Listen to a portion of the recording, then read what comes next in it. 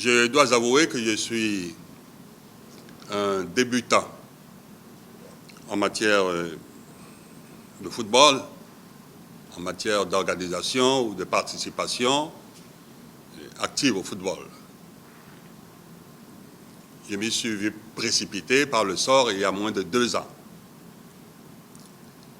Mais j'ai beaucoup écouté, j'ai beaucoup regardé, j'ai surtout réfléchi. Notre football aujourd'hui et son plan de relèvement impétueux a un adversaire, un maillon faible majeur, un maillon faible. Nous le savons tous, on nous l'a tellement répété, la force d'une chaîne dépend de son maillon le plus faible. Quelle que soit la force globale de la chaîne, infrastructure, encadrement technique, nouveau format de championnat, personne de bonne volonté, si nous sommes d'accord que l'arbitrage est aussi un maillon de l'efficacité, puisqu'il tient le verdict, le nôtre, il est faible, il est gravement faible. Il est caporalisé, c'est-à-dire nos arbitres font leur carrière sous l'autorité des personnes qui sont aussi à la tête de clubs, qui sont dans la compétition, c'est-à-dire il y a des parties qui ont autorité sur le juge. Je voudrais que ça soit bien compris, parce que ça a un sens précis. Nos arbitres font leur carrière sous l'autorité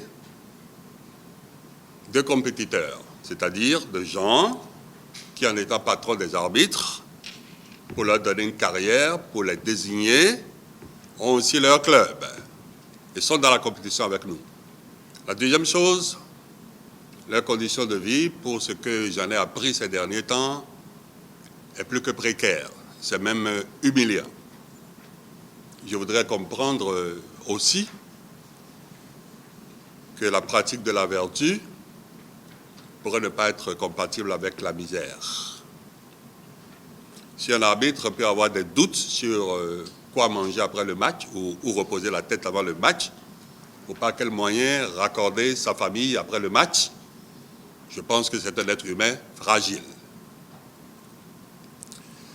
Mesdames, Messieurs, croyez-moi, quand je me suis retrouvé à la tête de l'Autopopo, j'ai été démarché. Des personnes se sont portées vers moi pour m'offrir leur service d'intermédiation entre moi, président de l'Autopopo, et le corps arbitral.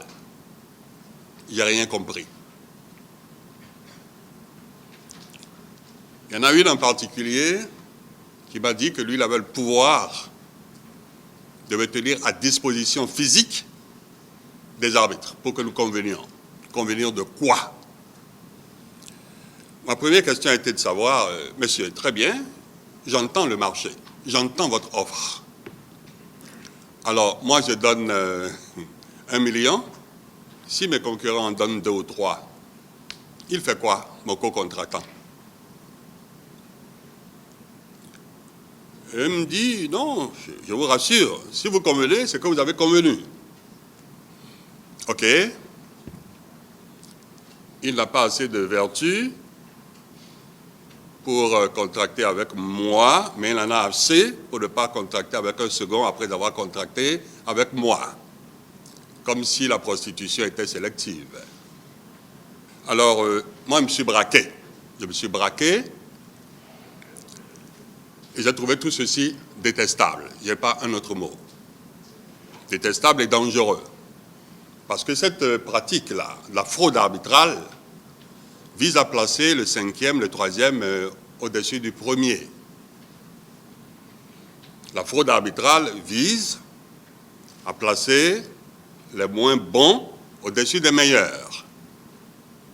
Et ce sont les moins bons que nous exposons aux Champions League africaines, etc., etc., et au monde.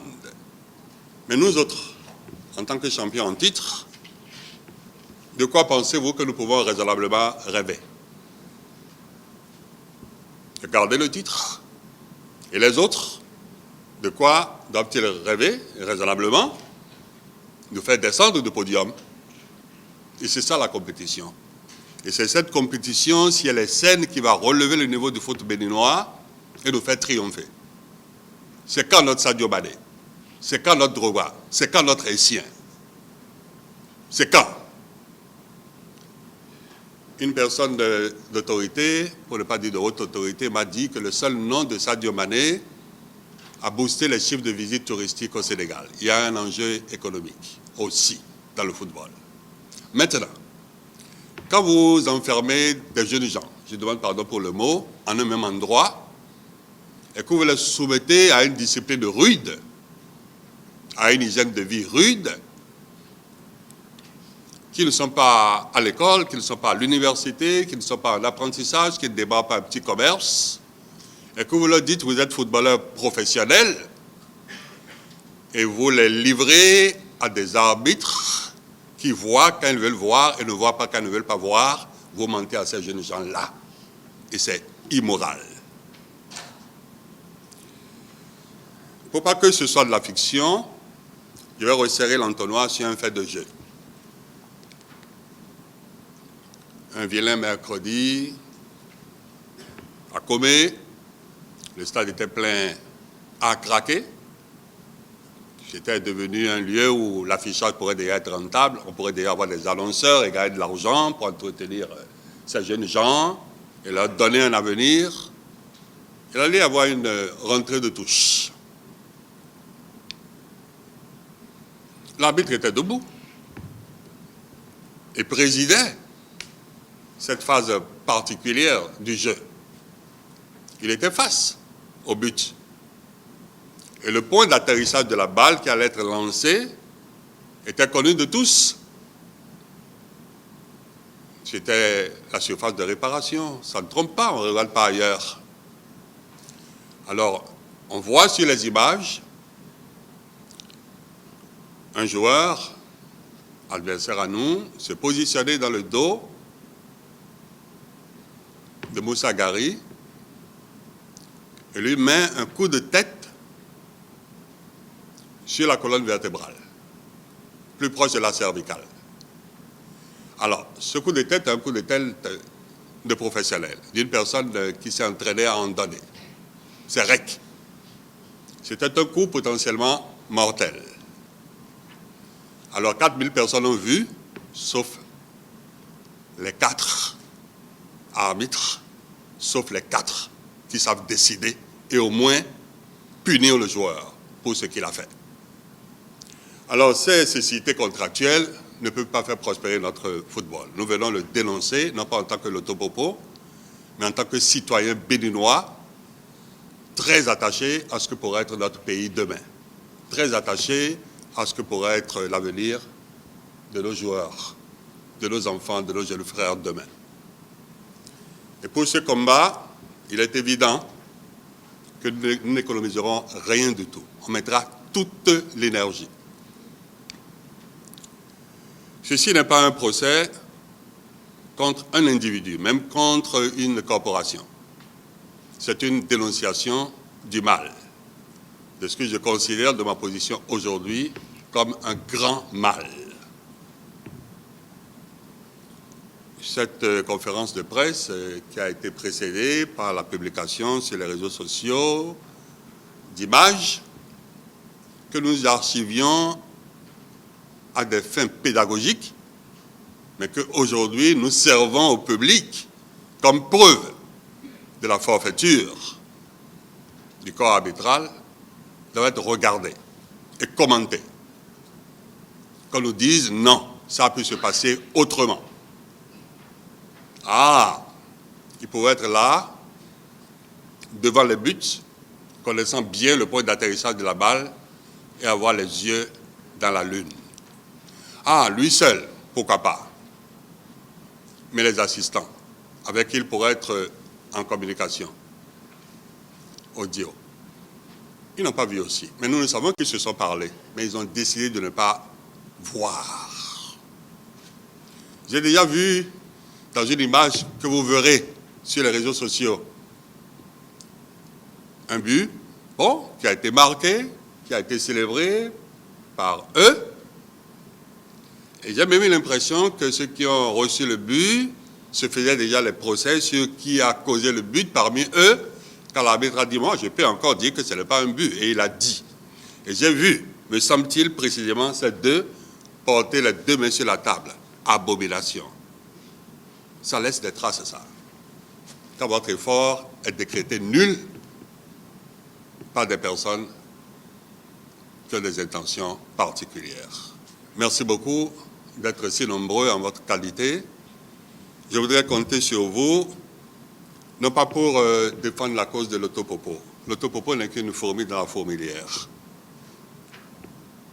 Mais pour défendre la cause du foot béninois, pour défendre la cause du relèvement impétueux du foot béninois, mais qui a des adversaires, qui a des comploteurs.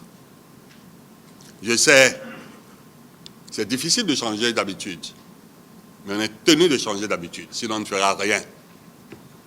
Nous sommes là à parler, ici, à Cotonou, au Bénin. La CAN a lieu au Cameroun. Pour les informations que j'ai reçues, il n'y a pas un seul arbitre béninois là-bas. Il doit avoir des raisons. Pas un seul, pas une moitié. Rien. Pourquoi on nous exclut? Est-ce parce qu'on nous connaît? Attention, je sais que le mal existe. Nous n'en avons pas l'exclusivité. Mais attention, ce n'est pas parce que le mal existe que nous sommes tenus de l'imiter. J'ai entendu des personnes dire, ou j'ai lu des personnes qui ont écrit sur les réseaux sociaux, il y a quelques décennies, Maradona aurait mis un but, paix à son âme, de la main. Parce qu'il y a eu une fraude élégante, je dirais même artistique, il y a 20 ans ou 30 ans, il faut que nous fassions dans la faute et que nous renforcions la faute. Non. Le mal lointain ne justifie pas le mal qui est proche de nous. Le mal du passé ne justifie pas le mal d'aujourd'hui. Guérissons du mal et jouons au football sur le rectangle vert. Mais pour le moment, là, nous faisons des matchs nocturnes en plein jour. Ça se négocie avant et ça ne va pas continuer. Merci beaucoup pour votre attention. Action judiciaire, ce sera au tribunal et ce sera à l'initiative de la dénonciation que moi j'ai faite de Inks. Si quelqu'un peut avoir l'idée de me dire que j'ai fait une affirmation suffisamment grave qui le désirerait, lui en particulier, s'il portait plainte, ou bien j'ai réussi à donner la preuve, ou bien je suis condamné. Et je l'assume, de très bon gré. L'essentiel est que je n'ai pas de problème d'hallucination auditive ou d'hallucination visuelle. Je sais très bien que ce que je dis est la vérité pure. Et que, bon, ces personnes-là, je parle au pluriel, bon, très probablement m'entendent. L'essentiel est qu'elles se reconnaissent et ne recommencent plus. En tout cas, pas en ma direction à moi et pas en notre direction. Parce que là, il va plus loin. Quand on a échoué auprès de moi, on s'est jeté sur lui. Même offre. C'est ce que notre pays est devenu. Quand on s'est heurté contre moi, on a dit lui, il est vieux et dépassé. On s'est jeté sur lui, et je l'ai dit devant lui. Et malgré les difficultés, je demande pardon, qu'un Marocain pourrait avoir à prononcer les noms béninois, je pense que les mêmes personnes qui ont démarché, l'un ont démarché l'autre. Je le dis froidement, parce qu'il n'est pas bon de trembler quand ce qui sort de votre bouche est la vérité. Je vais faire comme un saut, monsieur, vers votre question. Crainte des représailles. Alors, crainte des représailles, pour mon club, ou pour ma très modeste personne, alors qu'il s'agit de mon pays et de l'avenir de mon pays, moi je ne crains pas de représailles. Non, pas du tout. S'il y a des représailles pour celui qui a dit ce qu'il croit être la vérité, moi je les prends et je les avale de très bon appétit. L'essentiel est d'avoir le sentiment d'avoir contribué à un moment donné à faire reculer les frontières du mal, avoir arrêté un complot dangereux contre de gros efforts positifs qui sont faits. Que faut-il faire pour changer? Écoutez, le corps arbitral doit être indépendant de tout ce qui a un intérêt particulier, un intérêt, je dirais, de compétition dans le foot. Il doit être indépendant. Moi, j'aime mieux qu'on me désigne un fonds national pour l'arbitrage du football et qu'on me dise, vous devez y payer tel montant d'argent ou tel pourcentage de votre budget de fonctionnement, plutôt que de me dire d'être gentil de façon sélective et ponctuelle avec des arbitres. Les arbitres se plaignent de mauvais accueil qu'on leur ferait. Ce n'est pas un mauvais accueil. On prend une distance de sécurité.